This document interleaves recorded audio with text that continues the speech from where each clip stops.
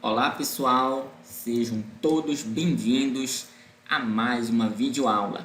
E o nosso assunto de hoje será elementos textuais. Em relação a esses elementos, pessoal, é muito interessante ressaltar o seguinte, que nós temos basicamente três tipos principais de elementos textuais. No caso aqui, eles são formados pela introdução, pelo desenvolvimento e pela conclusão, pessoal. Tudo bem? Então, essa estrutura dos elementos textuais vai depender, naturalmente, do tipo de trabalho acadêmico. Por exemplo, no caso de artigos, pode-se ter a introdução, a metodologia, os resultados, as discussões e a conclusão, pessoal. Ok? Mas, nesse caso aqui, levando-se em consideração esses três elementos principais, o que podemos observar sobre eles? No caso aqui da introdução, qual seria a finalidade?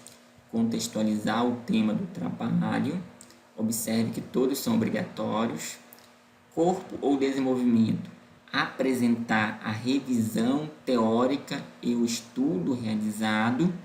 E também a conclusão, que seria apresentar a análise final do autor. Tranquilo?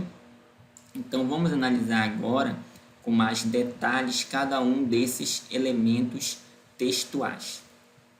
No caso da introdução, ela é a parte inicial do texto e pode apresentar informações gerais acerca do trabalho. Isso é importante, para delimitar aí, o tipo de conteúdo, ok? E também possibilitar situar o leitor no tema que é abordado no trabalho acadêmico, pessoal. Tudo bem?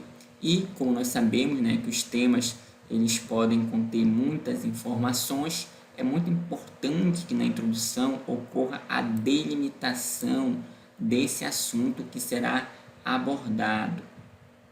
E também, que na introdução seja ressaltada a questão da relevância, a importância e também a atualidade do tema que será abordado no trabalho acadêmico. Em relação, ao elemento textual conhecido como corpo do trabalho ou desenvolvimento, é importante ressaltar, que é a parte principal do texto, tendo exposição ordenada e também detalhada do assunto, pessoal. Ok? É importante ressaltar também o seguinte, que a divisão da parte textual do trabalho acadêmico, nesse caso, depende do autor, também do orientador ou de padrões utilizados pela instituição promotora do curso, pessoal.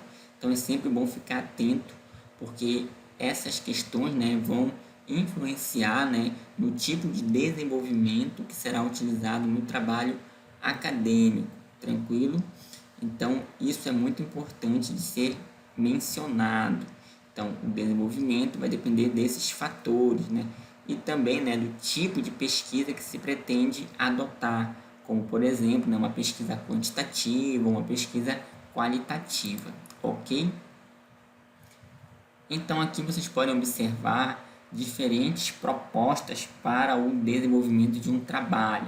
Então, observe aqui, o corpo do trabalho, ele pode conter, por exemplo, a alternativa número 1, formada por introdução, que é uma parte anterior, ao corpo do trabalho, por isso está destacado aqui, tudo bem? E essa parte cinza aqui vai representar especificamente o corpo do trabalho. Então, ela é formada por revisão de literatura, metodologia, resultados e também discussão. Observe que as conclusões também vai compor o trabalho acadêmico, mas já é um outro elemento dentro dos elementos textuais, ok?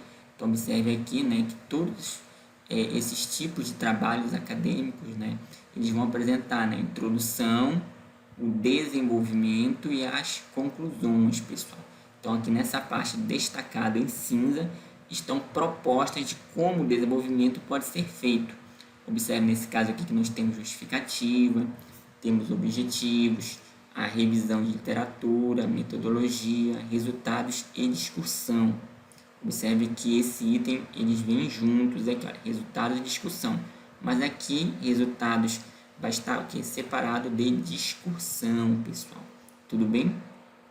Então, a proposta, né, de trabalho acadêmico depende muito, né, do autor do trabalho, do orientador e de outros fatores.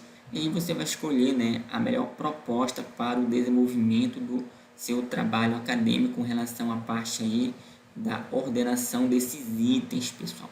Então, eventualmente, o seu trabalho acadêmico pode conter, né, uma dessas alternativas aqui de proposta. E também, né, outras propostas para a parte, né, do desenvolvimento do trabalho. Né? Então, observe aqui que nessa alternativa número 4, nós temos as hipóteses, tudo bem? Mas nessas outras alternativas aqui nós não temos as hipóteses. Então, as hipóteses podem ou não estar presentes em um trabalho acadêmico. Isso vai depender do tipo de trabalho acadêmico. Tudo bem? Então, com relação ao desenvolvimento, ele pode ser apresentado de diferentes maneiras, pessoal. Ok? O conteúdo a ser desenvolvido, ele é dividido em seções, pessoal. Então, vamos analisar agora quais são essas seções, né? Quais são as suas principais características também. Então, nós temos, por exemplo, aqui a questão da problemática. Então, é uma seção de fato importante. Então, sobre o que ela trata? Seria aqui, olha, o conjunto das questões que se podem levantar em relação aos meios, pontos de vista ou objetos de estudo de uma ciência ou um sistema filosófico. Ou seja, pessoal, é justamente, né, as questões que se pretende resolver com o desenvolvimento da pesquisa. Observem aqui esse exemplo. Embora no mercado já se encontrem disponíveis alguns brinquedos educativos que podem ser usados, né, no caso aqui, olha, para o desenvolvimento cognitivo e motor de crianças com necessidades educacionais especiais, né? Então, observe aí que já existe no mercado esses brinquedos. Muitas famílias de baixa renda nem sempre podem ter acesso a esses produtos. Então, aí você observa que existe uma problemática, ou seja, esses produtos eles são importantes, mas eles não estão, né, ao acesso de todos. Então, isso é uma questão que pode ser resolvida com o desenvolvimento desse projeto, né, ou esse trabalho. Então, por isso que vem a justificativa logo em seguida. Então, observem o conceito. O autor do trabalho, né, nesse caso aí, deve apresentar justificativas que demonstrem a importância e a relevância do estudo para o conhecimento técnico-científico, ou seja, por que vale a pena desenvolver esse trabalho ou pesquisa, quais são os impactos, né, que se pode esperar. Então, observe aqui um exemplo de justificativa. Dessa forma, o referido projeto visa a confecção de brinquedos educativos que podem ser usados no processo de ensino-aprendizagem dessas crianças, por meio da utilização de materiais reciclados. E a escolha desse tipo de material foi feita, né, para contribuir com a preservação do meio ambiente. Então, observe aí as contribuições do trabalho, como os impactos educacionais, sociais e ambientais. Então, observe aí como a justificativa ela é muito importante para o trabalho acadêmico. Objetivos. Então, o que nós podemos observar, né? Devem ser definidos de forma sucinta e precisa, sendo redigidos com verbos no modo infinitivo. Isso aí é uma dica, tudo bem, para a elaboração dos objetivos.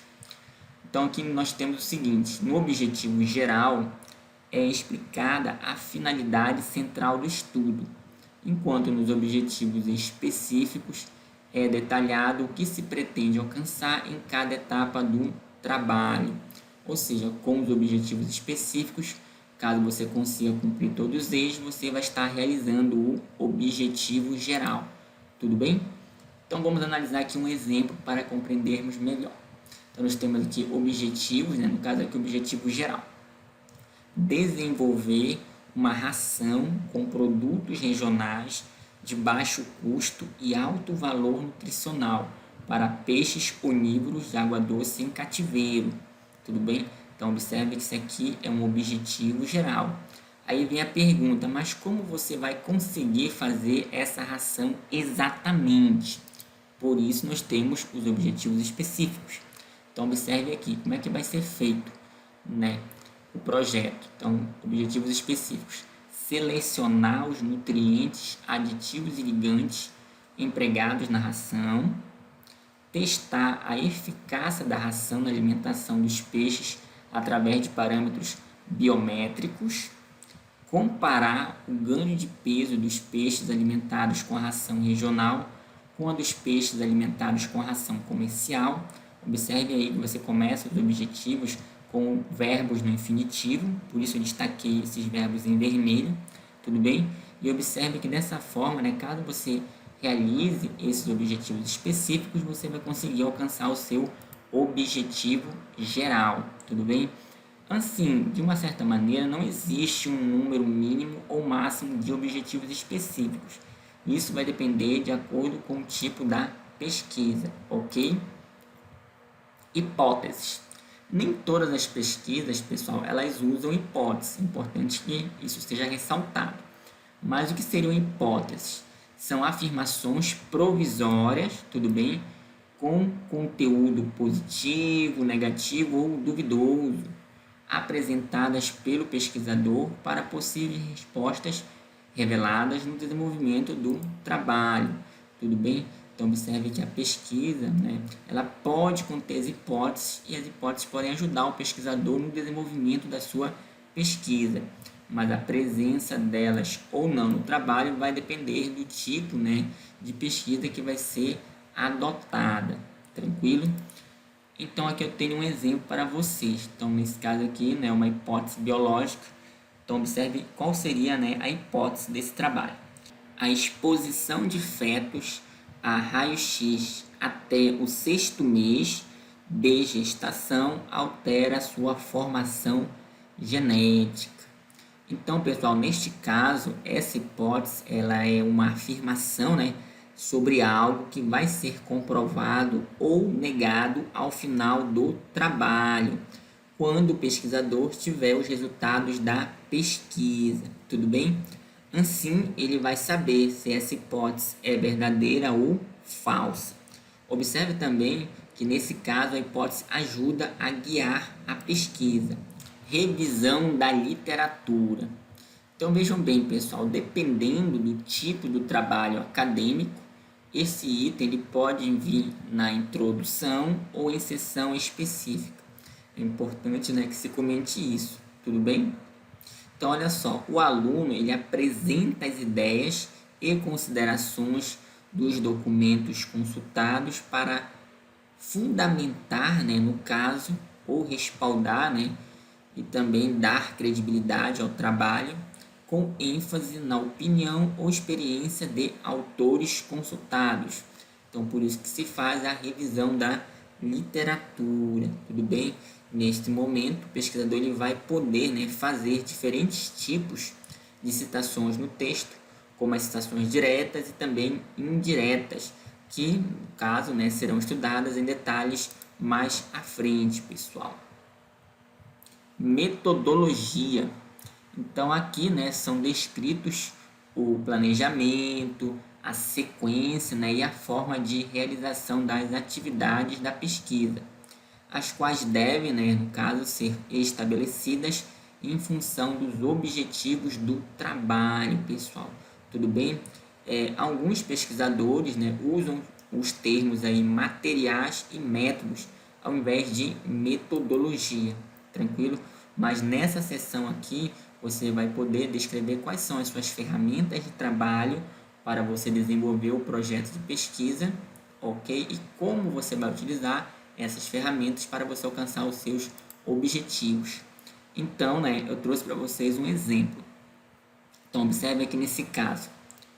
Para a confecção do protótipo para o tratamento térmico da água coletada, serão utilizados os seguintes recursos materiais como... Então, observe que em vermelho está destacado os materiais e em azul está destacado como você vai utilizar esses materiais. Então, nós temos aqui, olha, espelhos para a reflexão dos raios solares que irão fazer o tratamento térmico, vidro transparente para permitir a entrada dos raios solares, pecíolo da palmeira do militizeiro, no caso a Mauritia flexuosa, né, para fazer o isolamento térmico e impedir a dissipação do calor do interior do protótipo e assim por diante, pessoal. É importante ressaltar que existem outros modelos de metodologia, né, que vai depender do tipo da pesquisa, mas no geral, né, a metodologia vai te possibilitar, né, com que você possa alcançar os seus objetivos, tranquilo? Resultados. Então, pessoal, essa seção não aparece na proposta de projeto, podendo ser substituída por resultados esperados. Tudo bem? Então, é importante que se comente que nem todos os trabalhos acadêmicos vão ter essa seção aí chamada de resultados. No caso dos projetos de pesquisa, né, como você ainda não iniciou a pesquisa, é natural que você não tenha nenhum resultado. Uma outra coisa que é importante comentar é o seguinte: dados obtidos, né, com a realização da pesquisa são apresentados nessa seção, né? No caso aqui, os dados obtidos. É conveniente que os dados numéricos sejam, sempre que possível, representados, né, na forma de gráficos e também de tabelas, pessoal, ok? Então, né, em um artigo de pesquisa, né, ou uma monografia como TCC, dissertação ou tese, os resultados têm que aparecer, pessoal. Então, aqui eu trouxe um exemplo de resultados. Nesse caso aqui, os resultados aparecem aqui na forma de uma tabela, como você pode estar observando aqui. Então, você pode observar, né, que ela tem um título aí, ela tem uma numeração, no caso aqui seria uma tabela 2, com o seguinte título aqui, olha, desenvolvimento dos alevinos de tambaqui. Aqui você pode observar o nome científico, alimentados com a ração artesanal e com a ração comercial em um período de 40 dias. Então, aqui é feita uma comparação, né, entre o grupo controle e o grupo teste, no caso aqui dos alevinos de tambaqui. Então, observe que o autor do trabalho colocou aqui, olha, o peso inicial, né, e o peso final, né, depois dos 40 dias. E aqui, observando rapidamente esses resultados, você já observa o seguinte, que a ração teste, ela apresentou, né, um resultado superior ao resultado da ração comercial quando se compara, né, a questão do ganho de peso. Então, aqui você observa, né, o peso inicial de cada um aí desses grupos, né, teste e o grupo controle. Então, isso aqui é bem interessante, né, de você observar ao final do trabalho. Observe que, olha, 94, né, contra 82. Então, no começo, né, do teste, você tem aí os parâmetros que são avaliados e o ganho de peso, né? Então, vou destacar aqui para vocês, olha, o ganho de peso ao final aí da pesquisa. Então, os alevinos de tambaqui que consumiram a ração teste tiveram um ganho de peso bem maior, né, do que os alevinos de tambaqui que consumiram a ração comercial. Então, isso aqui é um resultado interessante aí dessa pesquisa, pessoal, ok? Discussão, pessoal. Então, não aparece na proposta de projeto, até porque depende dos resultados. Se você não tem resultado, você não pode ter discussão. Então, observe que ela descreve, né, o que os seus resultados podem significar, assim como a maneira como eles contribuem, né, para a literatura acadêmica na área. Então, a discussão, de fato, ela é muito importante no trabalho acadêmico, pessoal. No caso aí das monografias, né, quando elas estão prontas, e nos artigos científicos, quando eles são publicados. Então, aqui eu trouxe um exemplo para vocês, né? Então, diz assim, olha, outro achado interessante é que o córtex motor primário foi a única região cortical, né, em que o grupo TDAH mostrou uma maturação precoce. Tudo bem? Então, isso aí ainda está comentando um pouquinho dos resultados.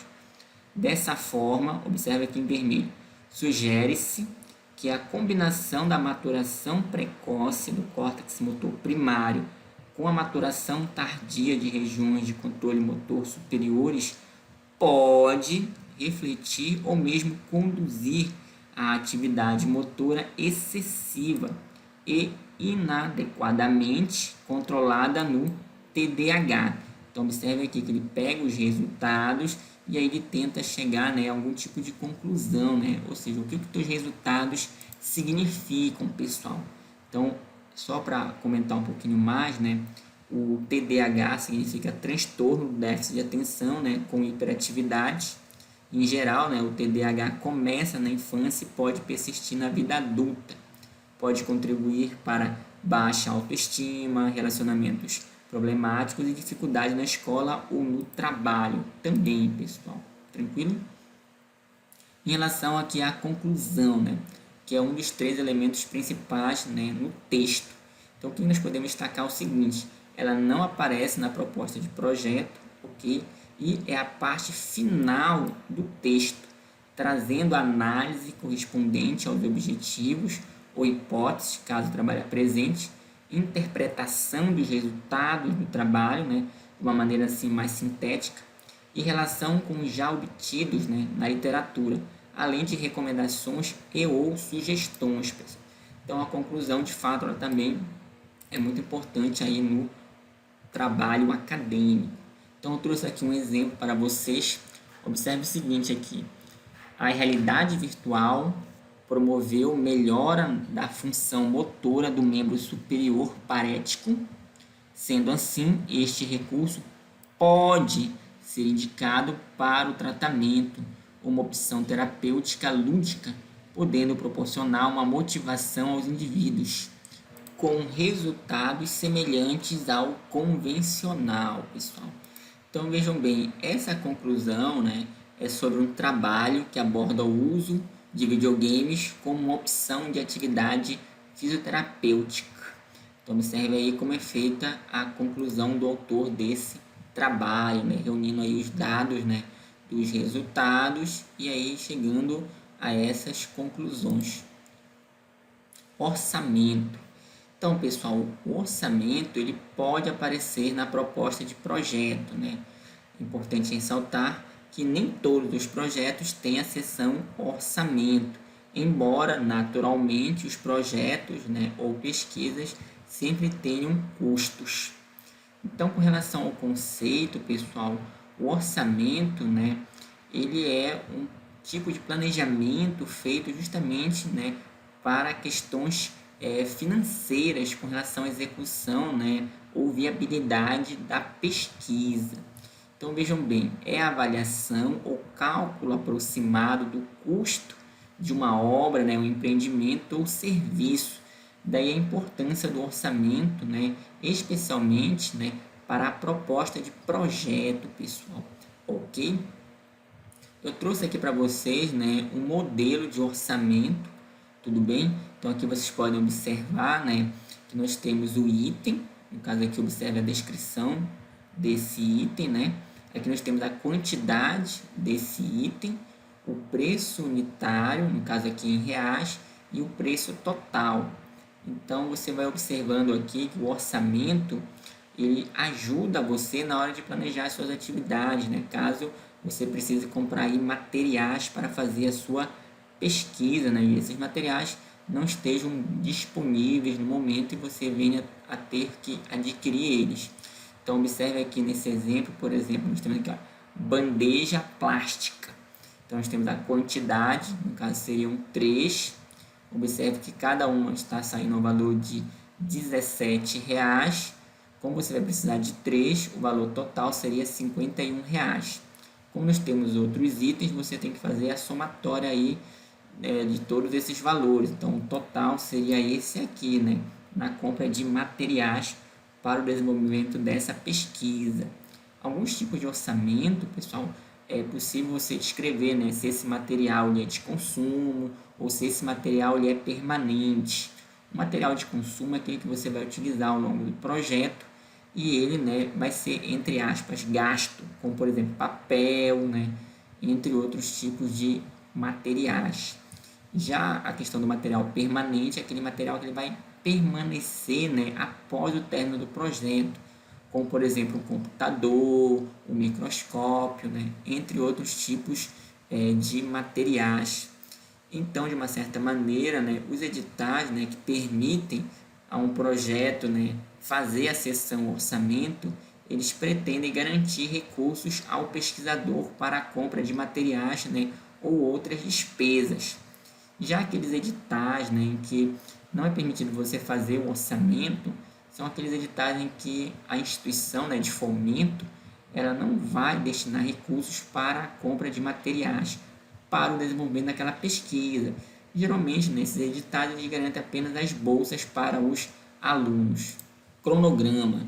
Então, ele deve aparecer na proposta de projeto, pessoal.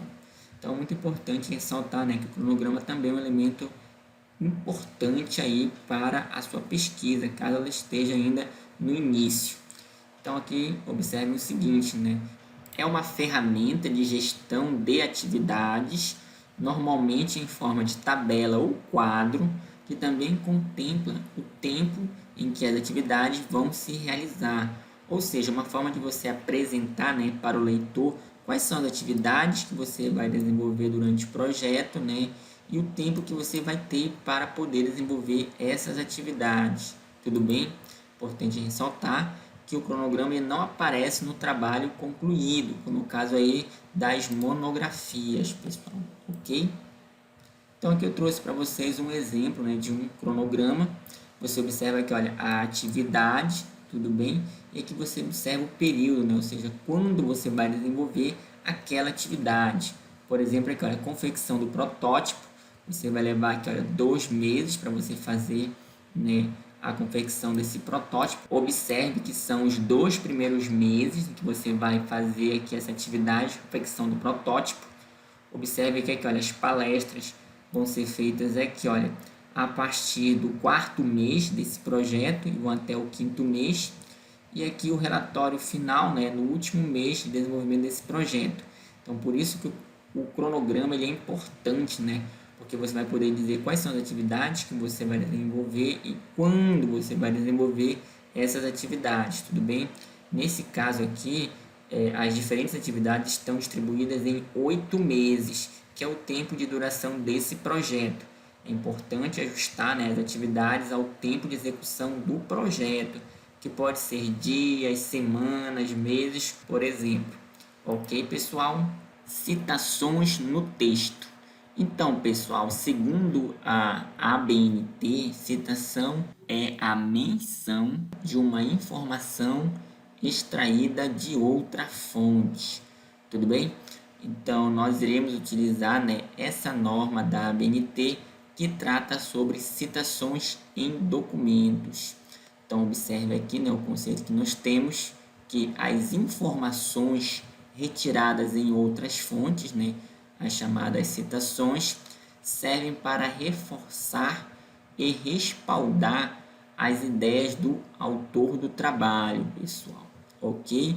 E devem estar relacionadas na seção referências, ou seja, as citações que você fizer no texto, lá na lista de referências, você precisa, né, colocar informações que facilitem ao leitor encontrar, né, a obra que você está citando, ok? Essas informações podem ser o título da obra, a autoria, a edição, né?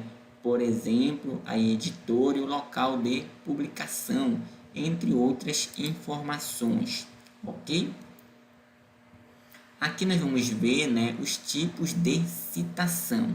Então, inicialmente, vamos começar com a citação direta. Então, vejam bem, ela é a transcrição fiel das palavras usadas no texto, ou seja, da mesma maneira que você encontrou lá no documento original, você vai transcrever para o seu trabalho acadêmico. Tudo bem? Nós temos aqui, né, as formas podem ser até 3 linhas ou com mais de 3 linhas. A diferença vai estar na formatação, tudo bem? Então, nesse caso aqui, né, como nós podemos observar, até 3 linhas, como ela vai se apresentar? No texto corrido, entre aspas duplas, com a mesma fonte do texto, no caso, se você está utilizando a fonte Arial, vai continuar sendo Arial, e com espaçamento de 1,5 cm, ok? Então, aqui eu trouxe um exemplo, né, para vocês. Nas citações, as chamadas pelo sobrenome do autor, né, pela instituição responsável ou título incluído na sentença deve ser em letras maiúsculas e minúsculas. Tudo bem? Então é o que você está observando aqui, né? Isso no início aí da citação, pessoal. Observe a primeira letra maiúscula e as demais minúsculas. No caso aqui em relação à autoria, ok? E quando estiverem entre parênteses, devem ser em letras maiúsculas, como nesse caso aqui. Observe, né, que quando a autoria está entre parênteses, todas as letras são o que? Maiúsculas, pessoal. Fora do parênteses, tá? Apenas a primeira letra que é maiúscula. Nesse caso aqui é o último sobrenome do autor dessa citação. Então observe que ela está, né, entre aspas duplas, tudo bem? E ela é até 3 linhas. Então vocês podem contar que olha, ela vai até 3 linhas. No caso aqui, olha, 1, 2, 3 linhas. E essa aqui de cima, né, você observa que dependendo da disposição do texto, ela ficou até em 2 linhas, tranquilo? Mas naturalmente observe aí que é a mesma informação. A diferença está no fato da citação, né, ela iniciar de um jeito, né, em um parágrafo, e iniciar de outro jeito em outro parágrafo, pessoal. Tudo bem? De qualquer maneira, é importante ressaltar que na citação direta, você transcreve da forma como você encontrou no texto original, tranquilo? Na citação direta, com mais de 3 linhas, você vai observar aí uma diferença na formatação. Observa aí um recuo de 4 centímetros da margem esquerda. Nesse caso, você não vai precisar usar as aspas, ok? E a fonte, pessoal, ela vai ter um tamanho menor. No caso aqui, por exemplo, tamanho 10, né? Ao invés de tamanho 12, tranquilo? E o espaçamento vai ser o espaçamento simples, ou seja, um espaçamento menor também. Então aqui observe um exemplo, né, de citação direta com mais de 3 linhas. Observe por sinal, né, que são várias linhas. E observe no detalhe também esse recuo aqui, olha, de 4 centímetros, né, em relação à margem esquerda do texto. Tranquilo? E tem uma observação aqui para os senhores, né? Quando o documento não apresentar indicativo de página, escrever não paginado. Nesse caso aqui, você observa um indicativo de página, já que é importante você indicar para o leitor, né, qual foi a página no documento em que você tirou aqui essas informações. Nota, né, o tamanho menor do que 12, no caso tamanho 10, e o espaçamento simples também. Citação indireta é a citação livre do texto, com a ideia do autor pesquisado, tudo bem? E redação própria de quem está escrevendo. Ou seja, pessoal, nesse caso aqui, você vai fazer a leitura, né, da obra e aí você vai transcrever com as suas próprias palavras as ideias presentes naquele texto, ok? Por isso que o nome é citação indireta, tudo bem?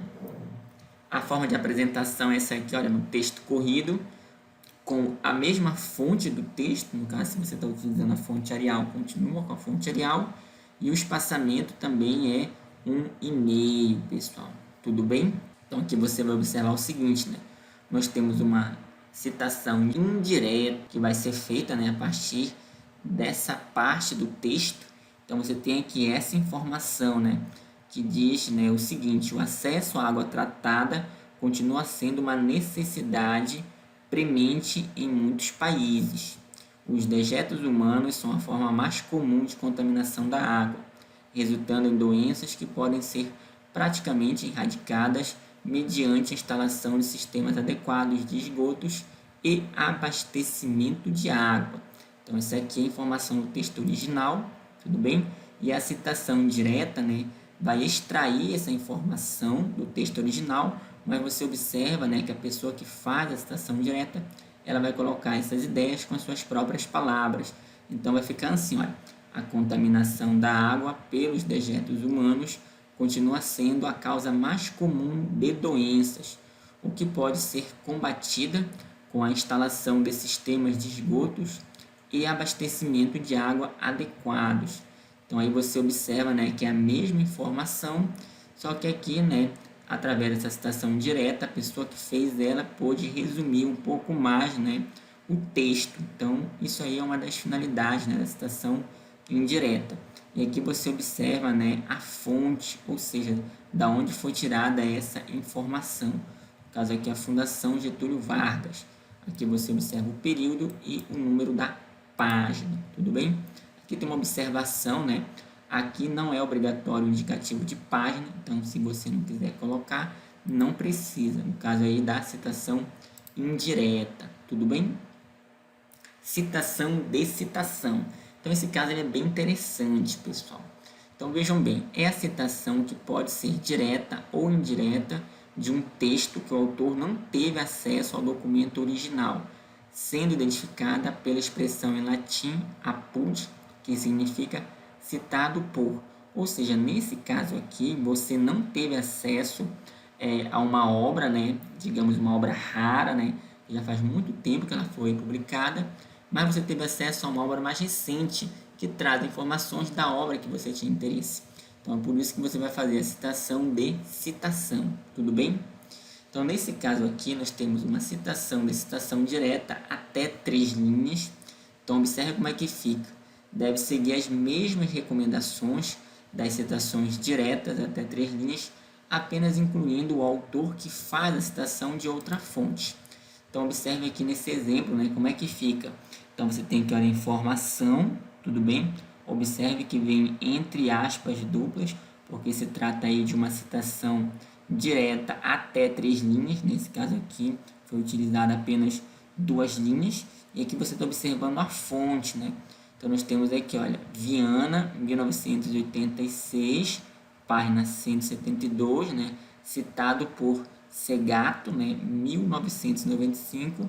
E no caso aqui, essas páginas, ok? Então, observe aí que nesse caso, né? Viana, 1986, né? Então, aqui, olha, vou colocar aqui um detalhe para vocês, olha.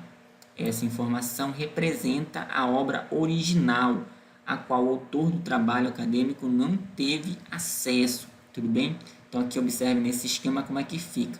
Você tem que, olha, a obra a qual não se teve acesso, né, a obra original, digamos, uma obra mais antiga, ok?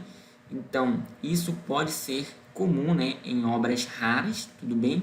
Mas o autor teve acesso à obra de Segato, né, 1995. Então, observe aqui no esquema, né, obra que se teve acesso, tudo bem? Geralmente uma obra mais recente, ok? E como Viana é citado por Segato, então tem-se a citação de citação. Então, por isso que se usa aqui o apud, né? Ou seja, citado por. Ok, pessoal? Aqui nós temos também, né, uma citação de citação direta com mais de 3 linhas. Então, deve seguir as mesmas recomendações das citações diretas com mais de 3 linhas, apenas incluindo o autor que faz a citação de outra fonte, pessoal. Então, aqui você observa nessa informação, né, que nós temos uma citação direta até 3 linhas. Observe aqui, olha, o recuo de 4 centímetros, né, o tamanho da fonte que é menor, espaçamento simples. Então, essa formatação aqui ela já é diferente da formatação aqui do texto corrido acima. Ok, então isso aqui é uma citação direta. Só que veja bem, esse trabalho do Bossi, 1992, você não teve acesso, ok? Então isso é muito importante que se diga. Mas você teve acesso, né, ao trabalho do Oliveira, no caso aqui, olha, 2004, tudo bem? Então nesse trabalho desse autor, né, que é uma obra mais recente, olha, 2004, quando comparado a 1992, então por isso que foi mais fácil você ter acesso a essa obra, tudo bem? Observe que você tem aqui, olha, a mesma informação, tudo bem? Então, se teve acesso à obra de Oliveira, né, que citou Bossi, pessoal. Então, por isso ficou dessa forma. Observe aqui o apud para indicar que é uma citação de citação. Então, nós também temos, né, citação de citação indireta, ok? Que deve seguir as mesmas recomendações das citações indiretas, apenas incluindo o autor que faz a citação de outra fonte. Então, nós temos aqui no exemplo, né, olha, no modelo serial, né, de Goff, né, 1972, apud, ou seja, citado por Nard, 1993, o ato de ler envolve um processamento serial que que começa com uma fixação ocular sobre o texto, prosseguindo da esquerda para a direita de forma linear. Então aqui você observa que não está entre aspas duplas, tudo bem? E nem tem um recuo aí de 4 centímetros em relação à margem esquerda. Então isso de fato se trata de uma citação indireta, tudo bem? Só que como você não teve acesso ao texto original, então aí fica sendo uma citação de citação, pessoal. Como nós podemos observar aqui pelo APUT, ok? A minha sugestão é que vocês evitem usar a citação de citação. Prefiram sempre encontrar o documento original para vocês fazerem seus trabalhos acadêmicos. E somente caso vocês não encontrem o texto original é que vocês recorram a esse recurso de fazer citação de citação. Uma outra coisa importante é fique atento para alguns detalhes, pessoal. Então, ao fazer a citação direta, né, de 3 linhas ou mais, ou a indireta, né, de um autor, use no início da citação o último sobrenome dele, seguido do ano da publicação da obra, entre parênteses, pessoal. Então, vai ficar aqui, olha, como um exemplo, olha, segundo Ferreira, 2013, né? Se for no final da citação, usa-se Ferreira 2013, né? Que entre parênteses, como eu comentei anteriormente, a autoria fica com letras maiúsculas, pessoal. Tudo bem? E também, né, no caso de vários autores, né, fica assim, olha, Assunção e colaboradores, né, et al., que é uma expressão em latim, 2011, afirmam que, ou Assunção, né, e colaboradores, 2011, né, entre parênteses, fica desse jeito, tudo bem? Algumas obras, né, apresentam esse et al. Em itálico, ok? Mas atualmente na ABNT ele não se apresenta na forma em itálico.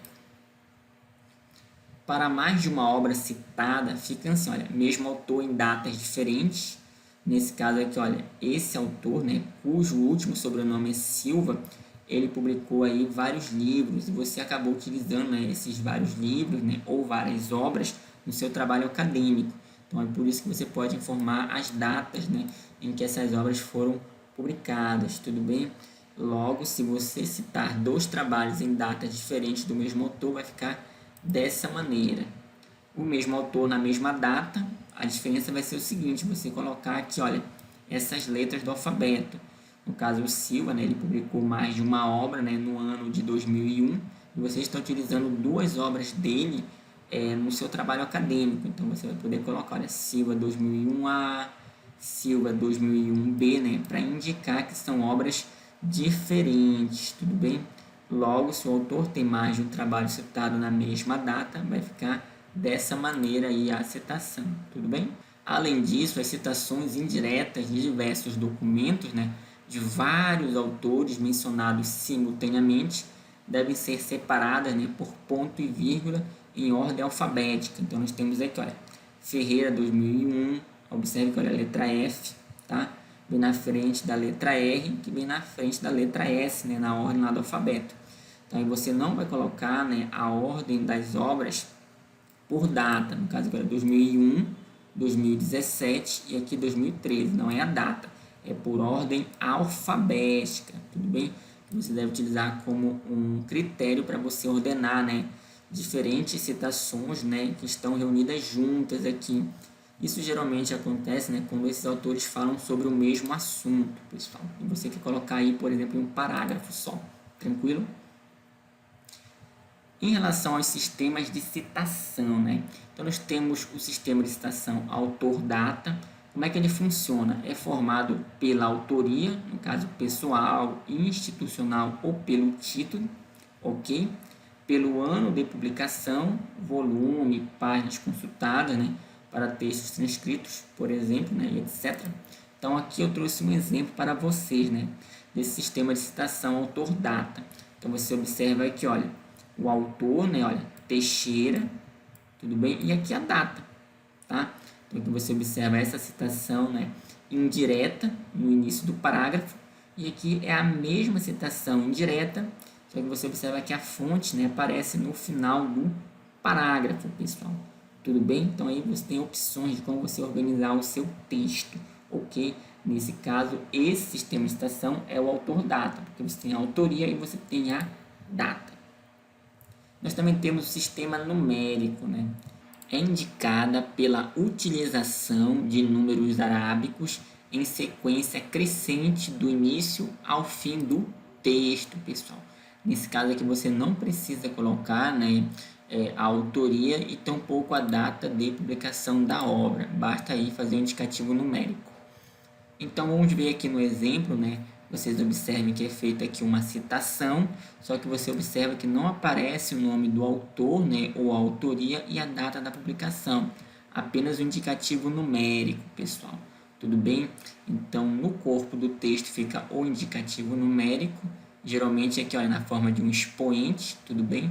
Nesse caso aqui o número 2, isso indica que já houve uma citação antes dessa citação aqui, ao longo do texto. E quando você vai consultar a lista de referências, você vai fazer, né, a ordenação justamente pela ordem crescente aí dos números, né, associado às citações. Caso número 1, número 2, número 3 e assim por diante. Nesse caso dessa citação aqui, né, correspondente ao número 2, aí sim você vai ter, né, o título da obra, observe que olha, fundamentos de metodologia científica, aí você vai ter a autoria, nesse caso aqui, olha, são 2 pessoas, né, que produziram esse material, aí você vai ter a edição, além da cidade onde foi feita a publicação do trabalho, São Paulo, a editora, o ano e também a página, no caso aqui 207. Então aqui você observa que esse sistema de citação, né, é o sistema numérico. Então o número 2 indica uma citação. Tudo bem, pessoal? Em relação às citações, né, de documentos da internet, então eles devem ser citados da mesma maneira que os retirados de outros materiais informacionais, né, ou seja, pela autoria ou título e pelo ano também, pessoal. Tudo bem? No caso aí, se tratando do sistema de citação autor-data, né? Você pode informar aí a autoria, né? Por exemplo, e a data, né, em que essa obra ela foi publicada. Então, somente na seção referência é que o documento da internet utilizado deve ser identificado com o endereço eletrônico e o acesso, né, representado dessa maneira, o dia, o mês de forma abreviada e também o ano. Tudo bem, pessoal? Então, mais uma vez, né, a questão das citações de documentos da internet é feita da mesma forma que outros tipos de documentos, pessoal. E aí você vai utilizar, né, o sistema de citação autor-data ou, eventualmente, o sistema de citação numérico, ok? E na seção referências é que você vai colocar mais dados, né, que possibilitem ao leitor identificar, né, a obra. Então, aqui eu trouxe um exemplo para vocês, né, olha, segundo Bavarisco, né, colaboradores 2011, isso aí, né, no texto, ok? E aí esse documento ele veio da internet. Então, na lista, né, de referências, nós temos aqui, olha, maiores detalhes sobre a obra. Aqui você observa, né, o título dela, olha, Projetos de Filosofia. Você observa aqui, olha, a autoria, tudo bem? E demais dados. E uma coisa muito importante, né, o endereço eletrônico. Então, observa que, olha, disponível em, e que você observa, olha, o endereço eletrônico para facilitar aí o acesso a essa obra da internet. Observe que o acesso também foi feito, olha, no dia 21 de agosto de 2011. Pessoal, é muito importante colocar o acesso, né? Ou seja, quando foi que você consultou essa obra na internet, porque geralmente as informações nos sites elas são modificadas com muita frequência. Então, os sites eles estão atualizados e às vezes um arquivo que estava disponível na internet pode não estar mais disponível depois de um certo tempo. Então, por isso que é muito importante você colocar aí a data de acesso. De repente, a pessoa que leu lá a sua obra, né, vai querer encontrar o documento original, pode entrar no site que você indicou e a página pode não estar mais lá, né? Então, isso acontece porque, de repente, né, já faz muito tempo que você colocou aquela referência, né, lá no seu trabalho. Então, isso pode acarretar, né, a falta, né, de possibilidade de ser encontrada essa obra ainda na internet, né? Por exemplo, elementos complementares ao texto, siglas. Então, pessoal, as siglas, elas na verdade significam um conjunto de letras iniciais de diversas palavras, pessoal. tudo bem? Então, quando mencionada pela primeira vez no texto, deve ser indicada entre parênteses, precedida do nome completo. Então, aqui um exemplo para vocês, né? Observe aqui, por exemplo, a sigla ABNT, ela é formada justamente pelas iniciais de cada uma dessas palavras aí. Equações e fórmulas. Então, para facilitar a leitura, devem ser destacadas no texto e, se necessário, também numeradas com algarismos arábicos, entre parênteses, alinhadas à direita. Então, aqui um exemplo para vocês observarem, a utilização desses números aqui é justamente para evitar que você precise, por exemplo, no seu texto, ficar a todo momento, digitando aqui essa fórmula. Então, basta você fazer, referência a essa fórmula, por exemplo, através aqui desse número 2, que você convencionou que estaria associado, por exemplo, a essa fórmula. Da mesma forma que o número 1 poderia estar no seu trabalho convencionado, a essa outra fórmula aqui, pessoal. Tudo bem? Uma outra coisa que é muito importante comentar, é a questão do espaçamento. Então, por isso que eu coloquei aqui, uma observação, As fórmulas também podem vir centralizadas no texto e com espaçamento duplo, nas entrelinhas. Então, esse espaçamento ajuda a comportar seus elementos, como, por exemplo, aqui, olha, os expoentes, tudo bem? Os índices também, que aparecem entre outros elementos, pessoal. Em relação às ilustrações, então elas são formadas por gráficos, quadros, desenhos, também fotografias, esquemas, fluxogramas, mapas, organogramas, também plantas, diagramas, entre outras, tudo bem? Com a finalidade de completar o texto. E as suas principais características são as seguintes, pessoal. Ser identificada na parte superior da ilustração, precedida da palavra designativa, nesse caso se trata de um quadro, se trata de uma figura, tudo bem?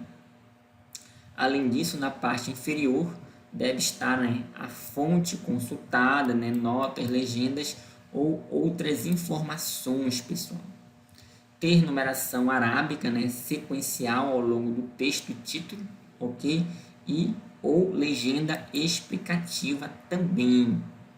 Aparecer o mais próximo possível de sua citação no texto, ou seja, se numa página você está descrevendo, informações que vão aparecer numa ilustração, não é legal que essa ilustração fique na página seguinte. Então, sempre que possível, coloque na mesma página, pessoal. E uma outra coisa importante, não ser incluída ilustração que não esteja citada no texto, a qual pode constar como anexo. Ou seja, nem todas as ilustrações, por exemplo, nem todas as fotografias, ou desenhos precisam estar entre os elementos textuais. Podem eventualmente aparecer como elementos pós-textuais, pessoal.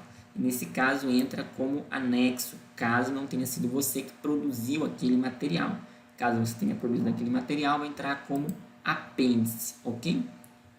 Aqui nós temos com relação à formatação, Legendas e fontes das ilustrações devem ser em tamanho menor do que 12. Eu aconselho o espaçamento simples, a fonte Arial e o tamanho 10, porque é menor do que 12, tudo bem? Então aqui você observa um exemplo de uma ilustração. Nesse caso aqui trata-se de uma figura, no caso aqui a figura número 1. Observe que para você separar o indicativo da ilustração do restante da informação que vai estar lá associada a essa ilustração, você utiliza aqui, olha, esse traço, pessoal, tudo bem? Evite utilizar um ponto, como aparece em muitos trabalhos acadêmicos. Então, observe que a fonte vem logo aqui embaixo, ok? E aqui no canto esquerdo do vídeo de vocês, existe aqui algumas dicas com relação à formatação, tranquilo? Aqui nós temos um exemplo de uma outra ilustração. Nesse caso aqui, olha, trata-se de um gráfico, ok? E aqui no canto esquerdo do vídeo de vocês, nós também temos algumas informações com relação à formatação. E logo mais aqui embaixo você observa a fonte, pessoal, ok? Então vejam bem, o quadro ele é considerado um tipo de ilustração. Em relação às tabelas, pessoal, tem a finalidade, né, de apresentar dados numéricos que facilitem, né, a compreensão do texto, pessoal. Ok? Então, observe aqui algumas características. Não ser considerado uma ilustração, né? Então, a tabela não entra aí nesse grupo. Ok? Uma coisa interessante das tabelas é que elas conseguem reunir muita informação, né, em um espaço bem reduzido dentro do texto. Ter numeração arábica, ou seja, você vai utilizar essa numeração para identificar, né, as suas tabelas, como tabela número 1, número 2, número 3 e assim por diante. Apresentar informações trabalhadas estatisticamente, no caso aí os dados do seu trabalho. Aparecer o mais próximo possível da citação no texto, né, isso também vale, né, para as ilustrações, como figuras, desenhos, quadros, entre outras. Apresentar o número e o título acima da tabela, né? Então isso é uma coisa muito interessante, né, de ser observada, e também, né, que é semelhante, né, ao caso das ilustrações. Apresentar a fonte de consulta e outras informações complementares abaixo da tabela, né, quando for o caso, pessoal. E uma outra coisa importante é o seguinte: se a tabela passar para outras páginas, no caso aqui de uma tabela contendo muitos dados, pessoal, utilize, né, o traço horizontal indicativo de término de tabela apenas na última página, né, em que ela aparecer, ok, pessoal? Além de usar, né, esse termo, cara, continua na parte superior direita da tabela, e também conclusão, né, no caso da última página em que a tabela aparecer, ok? Então aqui eu tenho um exemplo para vocês, né? Nós temos aqui na primeira página, nós temos essa tabela aqui. Então observe que ela é muito extensa, né? Então ela não pode ficar apenas numa única página. Então aqui você vai escrever esse termo que ela continua, para o leitor saber que ela vai continuar na próxima página. Então aqui na página número 2 ela continua. Só que nesse caso aqui ela não termina na página número 2. Então você coloca esse outro termo aqui, olha, continuação. Tá? Observe que você repete, né, os termos aqui, olha, que aparecem na tabela, tudo bem? Como é o caso aqui, olha, do título. E aqui na última página em que aparecer, né, a tabela, que você coloca aqui, olha, essa linha horizontal, né, que é o indicativo de término da tabela, pessoal. Nesse caso aqui na página 3. E não se esqueça de colocar, né, a palavra conclusão, né, para dizer aí para o leitor que aqui finalmente termina a sua tabela, ok? Em relação à questão da formatação, né, é importante ressaltar que ela é padronizada conforme o Instituto Brasileiro de Geografia e Estatística, ou seja, o IBGE, tudo bem? Então, segundo as normas de apresentação, né, tabular do IBGE, a informação central de uma tabela é o dado numérico, pessoal. Todos os outros elementos que compõem, né, têm a função de complementá-la, né, e também de explicá-la, tá? Agora, a título, né, de exemplificação, eu trouxe aqui para vocês, né, um modelo de tabela. Observe que, olha, o termo tabela, né? Observe aqui, olha, o título dessa tabela, tudo bem? E aqui você observa a fonte. E aqui no canto esquerdo de vocês, nós temos aqui algumas informações com relação à formatação, né? Mas lembrando mais uma vez, né, que quem é responsável pela formatação da tabela é o IBGE, tranquilo? Aqui eu trouxe também para vocês um outro modelo de tabela. Então, naturalmente aqui, olha, observe, né, o termo tabela, observe que, olha, um traço, título da tabela, observe aqui a fonte dessa tabela, tranquilo? Observe também que geralmente a tabela ela possui poucas linhas, né, horizontais. Geralmente você tem, olha, uma linha superior, né, uma outra linha intermediária e apenas uma outra linha que, olha, no final da tabela, pessoal, tranquilo? Aqui eu trouxe uma comparação, né, entre tabela e quadro, pessoal, ok? Então aqui você observa, né, que as informações elas são as mesmas, né? O que muda aí é a forma de apresentação que é diferente, tudo bem? Então observe que a tabela apresenta, né, os seguintes elementos, né? Tem o título, né, o cabeçalho, o conteúdo, fonte, e ela é dividida, né, por no mínimo aí duas linhas, né? Você tem uma linha superior e uma linha inferior, tudo bem? E eventualmente você tem linhas intermediárias, mas o número de linhas horizontais realmente é bem reduzido, pessoal, tranquilo? E uma outra coisa interessante é que ela não apresenta bordas laterais. Então você não tem, cara, essas bordas laterais aqui, ó, nem no canto esquerdo, nem no canto direito, tá? Já o quadro, né, embora siga especificações semelhantes, terá suas laterais fechadas, como vocês podem estar observando, sem limite de linhas horizontais. Então, geralmente os quadros eles contêm bastante linhas horizontais, ok? Mas naturalmente vai depender do trabalho acadêmico também. Então aqui só para vocês poderem comparar aí, né, algumas diferenças com relação a tabela e quadro, ok, pessoal? Então, muito obrigado pela atenção.